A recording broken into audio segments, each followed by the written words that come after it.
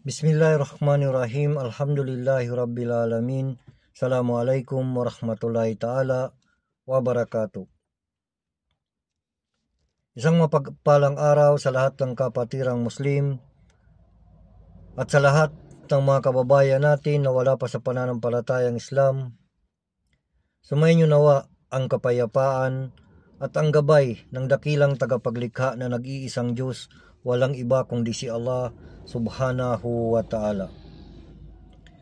Mga kapatid at mga magulang sa pananampalatayang Islam, alhamdulillah sapagkat tayo ngayon ay kakagaling lang natin sa clinic sapagkat naka-schedule tayo sa check-up at alhamdulillah sapagkat okay naman at samantalahin natin habang may oras pa tayo magbigay ng paalala sa lahat ng kapatirang Muslim sapagkat inuobliga sa atin ni Allah subhanahu wa ta'ala na magbigay tayo ng paalala sa kapatiran Muslim o magbigay ng paalala sa bawat isa, lalong-lalo na ang paalala na ito ay may kinalaman ito sa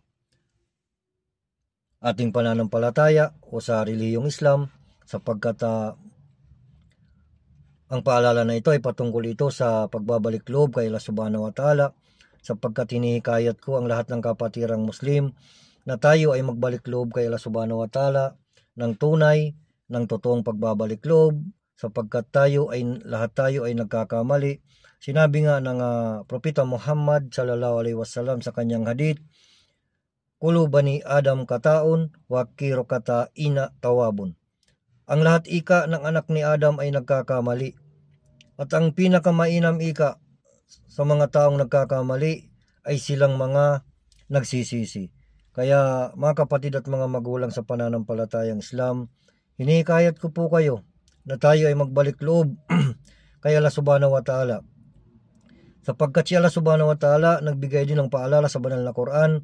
Sinabi niya, "Wala tamutuna illa wa antum muslimun." Huwag kayong mamamatay maliban lamang na kayo ay mga Muslim. Kaya ang mga hadith na ito o katibayan na ito na sinabi ng Propeta Muhammad sallallahu alaihi wasallam at sinabi ng Allah subhanahu wa ta'ala sa banal na Quran na isabuhay natin ito mga kapatid sa Islam. Isabuhay natin, isapuso natin at gawin natin na tayo makapagbalik loob kay Allah subhanahu wa ta'ala ng tunay, ng totoong pagbabalik loob.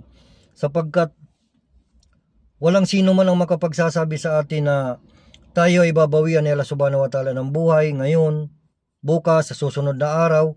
Na papaano kung tayo ay bawian ni Allah subhanahu wa ta'ala ng buhay na tayo nasa mga haram na gawain.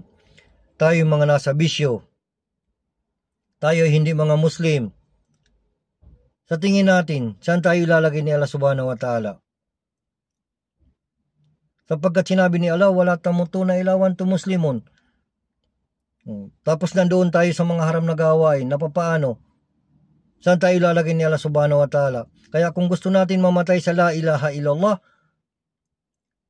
mabuhay tayo sa la ilaha illallah mga kapatid sa Islam. Kaya mga kapatid sa Islam, ang paalala na ito, inshallah kapulutan ito ninyo ng aral at gawin natin ang pagbabalik loob kay Allah subhanahu wa ta'ala. Sapagkat tunay na ang araw ng paghukom ay nakakatakot. At walang anumang uri na nakakatakot dito sa mundo ang pwede natin ihalin tulad sa araw ng paghukom. Para maibsan ang takot na ito, sambahin natin ang tunay na tagapaglikha na si Allah subhanahu wa ta'ala at sundin natin ang kanyang mga pinag-uutos at iwasan natin ang kanyang mga ipinagbabawal. Kaya mga kapatid sa Islam, inshallah kapulutan nyo ng aral ang maikling video na ito. Kaya hanggang dito na lamang, ito pang inyong Brother Omar na laging nagpapaalala, magsaliksik at magnilay-nilay at magdagdag ng kaalaman hinggil sa ating pananampalataya.